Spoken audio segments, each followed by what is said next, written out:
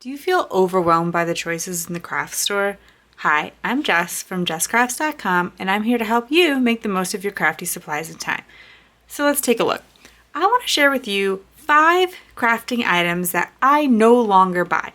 Not because there's anything wrong with them, but because over time I've tried to learn my personal style and what are some alternatives to more trendy craft items or the options that are out there so that I might save myself time, money, frustration, etc. So one of the things that I no longer buy, and this is a big thing about learning your personal style, is I no longer buy anything to do with watercolors. These are watercolor pencils. I had watercolor pencils. I had 2 different watercolor palettes, and I realized that it's not that there's anything wrong with watercolor, it's just that I don't really do a lot of watercoloring. So for me, there's a supply that I do want for other reasons that will give me the look of watercolor. So even these watercolor pencils, which I've held on to for a while, might go. And that is distressing. I keep distressing because it does many other things in terms of creating beautiful backgrounds and other techniques, but it can also be used as watercolors. So you can take your distress inks, and you can do it with distress oxide inks to an extent too, and put them down on a sort of non-stick surface like a craft mat, or this is a Waffle flower stencil mat, and then you can use them to watercolor by either adding water directly to it or having, you know, a little palette of water, however you want to do it. But basically now I have watercolor without having to have a dedicated watercolor product. And for someone like me, that works great.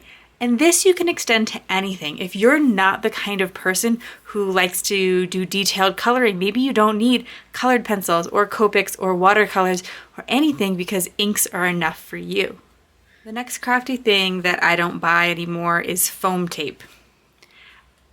I do occasionally use foam tape for like a shaker card, and there are good inexpensive sources of it out there. However, for my day-to-day crafting, when I want to add a little bit of dimension, I often find that foam tape is too thick anyway, and I like just a little bit of dimension. So what I do is I take my scraps of cardstock, I'll take 2 scraps of cardstock and I'll glue them together so you can see this is pretty thick, and I'll just use that underneath. So I'll cut it to whatever size I need, add adhesive, and it gives it just a little bit of dimension. You can also, like if you were die cutting the word hello, you could die cut it multiple times, and instead of using foam tape to prop it up, you would just glue the die cut together. I also sometimes use like cardboard packaging. This is like pretty thick stuff, and that will get the job done too. It just adds a little bit of dimension. I love that it saves me a little bit of money, and it's better for the environment to use up our scraps rather than buying something new, especially because, you know, paper remains compostable or possibly recyclable, whereas our foam tape is not so good for the environment. The next thing I don't buy anymore are trimmer blades because I've switched to a guillotine trimmer. I know a guillotine trimmer is not for everyone, and in the end, am I really saving plastic if I have this big honkin' trimmer versus the smaller blade trimmers? I don't know, but I do know I'm saving myself the trouble of constantly worrying if my blade is dulling, disposing of it safely, etc. My guillotine trimmer, I've had it for many years. It cuts just as well as it does. It just cuts just as well now as it did when I started. So it saved me the money of buying trimmer blades regularly, the time, the frustration, you know, all that. And like I said, I know that guillotine trimmers are not for everyone. They could be a little unsafe in terms of you have to make sure that you're locking them, you know, and following all the instructions and everything. But if you haven't tried it and you think that you can use it safely in your craft room, you could eliminate buying all these little plastic trimmer blades over time. Next thing I've stopped buying is Enamel Dots. This is for a couple reasons. Partly, again, it's about knowing your style.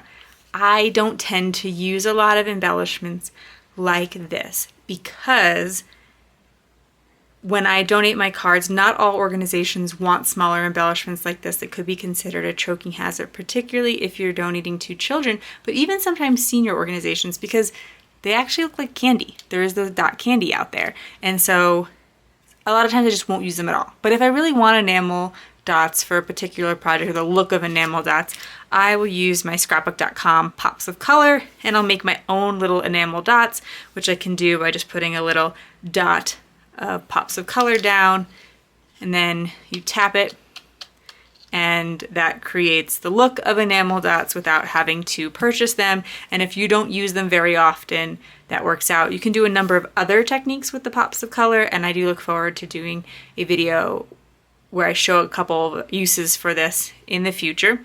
But there's also Nuvo drops and Ranger enamel accents and other things like that that have a similar purpose in the craft room. Although I will say these can take up less space, and if you know you only need a certain color for a certain project, maybe it is better for you, but just kind of, again, just knowing your personal style helps you, and you can start making note of the things that you've bought because you thought they were cute or someone else used them, but it turns out they're not for you. Last thing I don't buy anymore is glitter embellishments. This came in a kit, just like the enamel dots, and some things I've just had for a while and then realized over time I don't really use. I don't tend to buy glitter embellishments. Again, I donate a lot of my cards, and if you go to jesscrafts.com, there is, and I'll link this link below, but it will show you different organizations where you can donate your cards, jokes you can put inside your cards, and you can find an organization that speaks to you. But they sometimes ask for no glitter because glitter can be a problem for soldiers because of night vision goggles. It can be a problem for hospitalized patients because of ventilators, I believe is the issue there. But like basically people with breathing problems can have trouble with glitter. So I don't use a lot of glitter because that's how I craft. But sometimes I do want to add glitter because maybe I'm giving this card to someone I know personally and glitter's not a problem for them, or the organization accepts glitter and it's fine.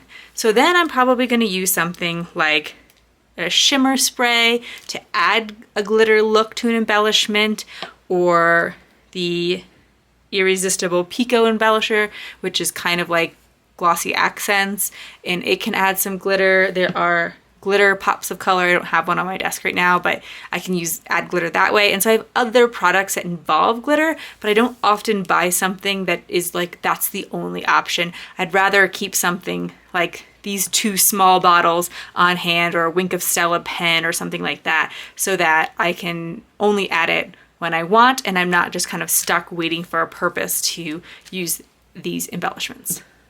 Even if some of these products are your favorite, I hope that this has given you some ideas to think about what you could kind of eliminate, just know in your head, I don't need to buy any more of that because I've thought about my personal style and how I actually use craft embellishments, and that this might save you some time, money, or frustration over time. And again, I am not knocking any of these products. It's not about the quality of the products. It's just about how I use crafty things. If you found this video inspiring, here's another video where you can find more ideas for enjoying your crafty time and supplies.